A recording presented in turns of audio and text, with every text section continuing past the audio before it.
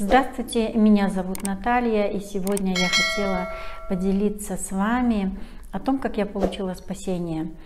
И я в течение 25 лет ходила в разные церкви, по разным обстоятельствам мне приходилось жить то в России, то в Кыргызстане, и поэтому так получилось. И я никогда не была рядовым прихожанином, я всегда была лидером. В первой церкви, в которую я ходила, меня сразу поставили лидером домашней группы. Во вторую церковь там меня поставили уже проповедником. И когда я услышала об Иисусе Христе, то моей радости не было конца. Почему? Потому что я искренним сердцем поверила, что Иисус простил мне все мои грехи. Но когда я стала ходить в церковь и слушать проповеди, то там говорилось, что Иисус простил нам первородный грех, но все грехи, которые мы совершаем в настоящем, или грехи, которые мы совершим в будущем, за них мы должны приносить молитву покаяния. Ежедневно, каждый вечер я напрягала весь свой мозг для того, чтобы вспомнить все свои неправильные поступки, все свои неправильные слова. Старалась молиться таким образом. Но знаете, конечно, иногда после такой молитвы ко мне приходило облегчение, но в большинстве случаев эта молитва она была чисто формальной для самоуспокоения. И потом, когда я стала ходить в церковь, то у меня вместо того, чтобы обрести покой, Иисус говорит: придите все труждающиеся и обремененные, я дам покой душам вашим. Но я не обрела этот покой, наоборот, в моей жизни появилось еще больше вопросов. И когда я читала Библию, то Слово Божье, оно меня очень сильно обличало. Вот, например, такое слово, как Матфея 7, 21-23, то там говорится: «Не всякий, говорящий мне Господи, Господи, войдет в Царство Небесное, но исполняющий волю Отца Небесного». И у меня возникали такие вопросы: что это за воля Божья? Какая она? И исполняющий волю Божью, как же тогда исполнить волю Божью, которую ты по сути не знаешь? И потом еще дальше там говорилось, что придут и скажут: не твоим ли именем мы изгоняли бесов, не твоим ли именем исцеляли больных, да? И Господь Иисус говорит им: отойдите от меня, я не знаю вас, да, делающие беззаконие. И у меня тогда такие вопросы возникали. Эти люди именем Господа изгоняли бесов, эти люди именем Господа исцеляли больных. Но почему же Господь Иисус говорит, что Он их не знает? И я думаю, эти люди, они были уверены в том, что они исполняют волю Божью. И тогда возникал такой вопрос. Я как служитель тоже изгоняла бесов, и я как служитель исцеляла больных, и многие чудеса происходили, да, в моем служении. Тогда что со мной? И я не понимала. И вот такие вопросы я задавала самой себе и не находила ответы. И знаете, что тогда я делала? Я просто закрывала этот вопрос. Каким образом? Это не про меня написано. Это про кого-то другого написано. И мне было намного легче, когда я так это воспринимала. В конечном итоге, чем больше я каялась в грехах, тем меньше получала ответов. И причиной моего страдания это был мой грех, который так никуда и не девался.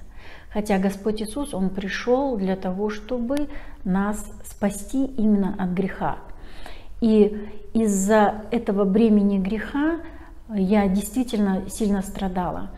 И вот в очередной раз я ходила в очередную церковь, и там пастор, он читал такую проповедь про то, что Господь Иисус, который является нашим женихом, Он не приходит за своей невестой, то бишь церковью, в силу того, что церковь то бишь невеста, она не достигла уровня Христа. И тогда у меня столько вопросов возникло. И после проповеди я подошла к пастору и спросила: пастор, а как можно достичь уровня Христа? И знаете, пастор ответил, что нужно стараться. Каким образом стараться? Нужно молиться, нужно поститься, нужно что-то делать, понимаете, для того, чтобы достичь уровня Христа, что нужно очень сильно постараться. И тогда в моей душе, знаете, что возникло? Что я грешный человек. Да? Как грешный человек может достичь уровня Христа? Ну, никак. И тогда я просто как перестала ходить в церковь. Почему? Потому что я понимала, что грешный человек и святой Бог, грешный человек не может достичь святого Бога. Я просто стала сидеть дома, я поняла, что я просто иду в ад. И однажды, вот оставшись так дома, меня пригласили на конференцию. И на этой конференции я услышала слово. Вы знаете, та же Библия, да, тоже Слово Божье, но на этой конференции говорилось то же слово, но оно звучало совершенно по-иному. И это слово, оно до глубины души тронуло мою душу. И я услышала на этой конференции притчу о самарянине. Мы все знаем, да, все люди, которые ходили когда-либо в церковь, они слышали эту притчу. И в этой притче, знаете, говорится о том, что самарянин помог побитому, да, разбойниками.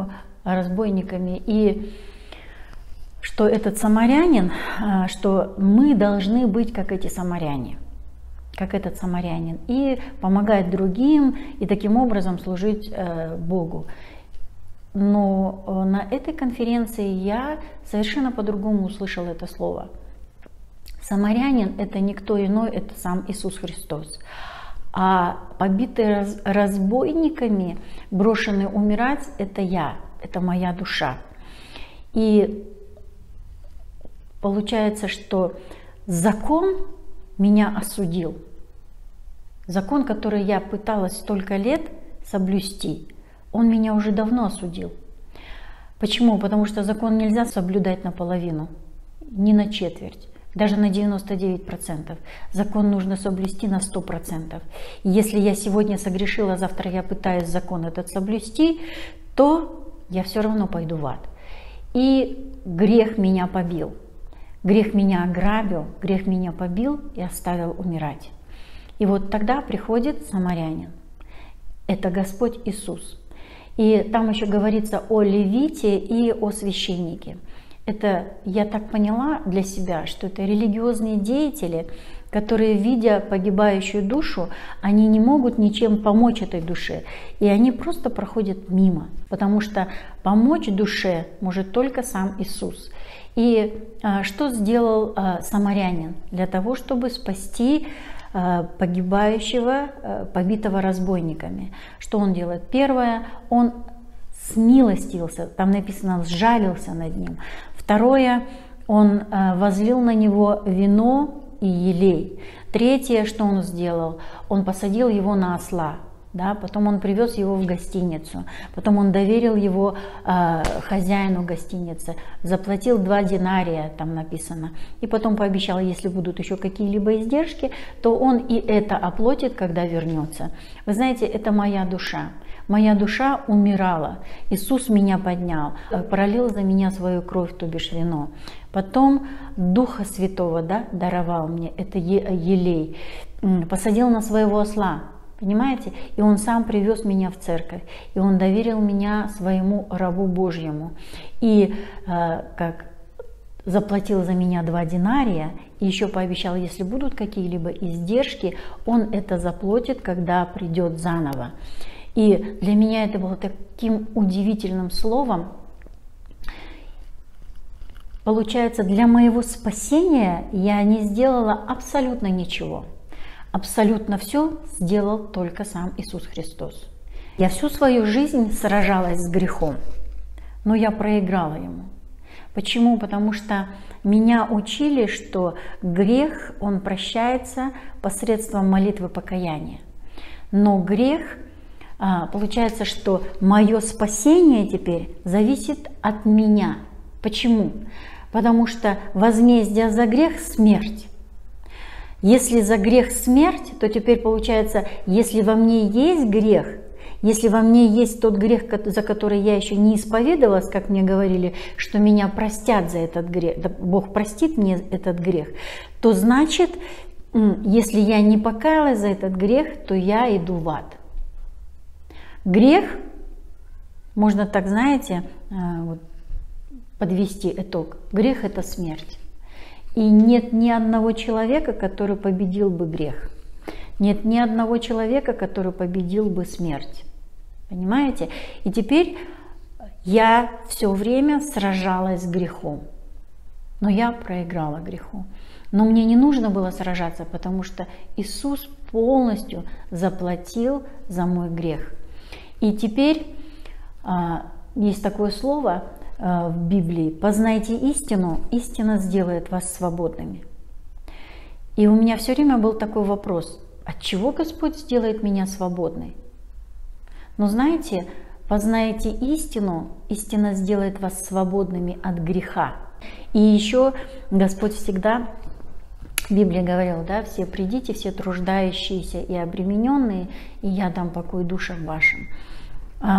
Я в течение 25 лет ходила в церковь, но я так и не получила эту свободу от греха. И я так и не получила этот покой. Я всегда была зависима от обстоятельств, я была зависима от денег, я была зависима от людей, вообще от всего, как и все люди этого мира. Но Господь пообещал, что придите все труждающиеся и обремененные, я дам покой душам вашим.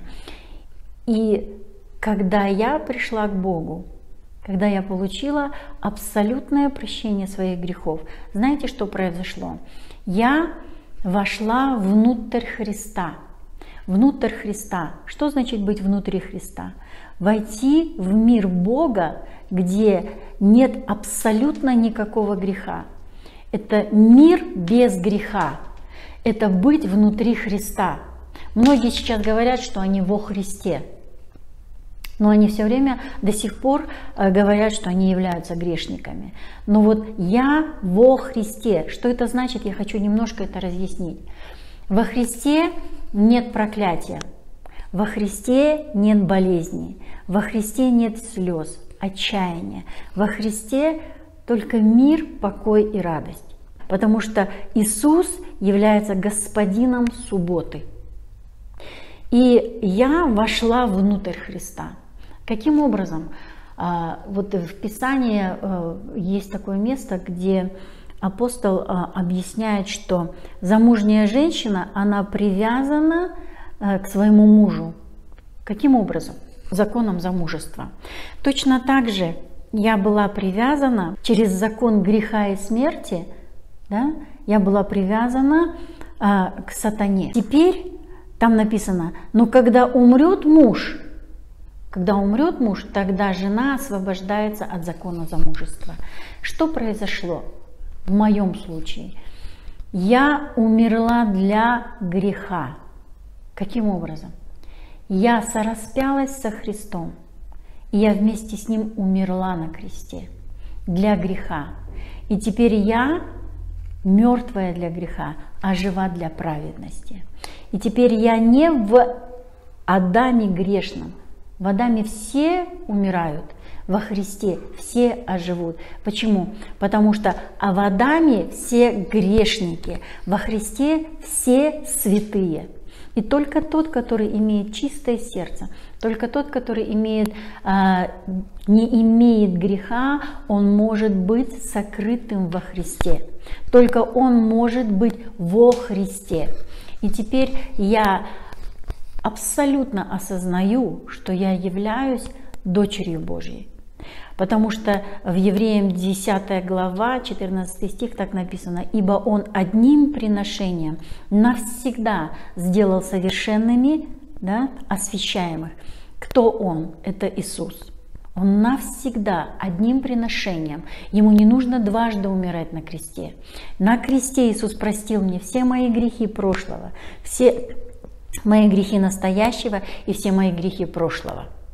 Вот таким образом Господь Иисус, да, искупил меня, и я совершенная во Христе. И я осознаю, я верю в то, что теперь ни смерть, ни ад, ни ангелы, ни начало, ни смерть, ни высота, глубина или какая-то другая тварь не может отлучить меня от любви Божьей во Христе Иисусе. Теперь я абсолютно святая, абсолютно праведная, абсолютно совершенная дочь Божья. Я самая счастливая.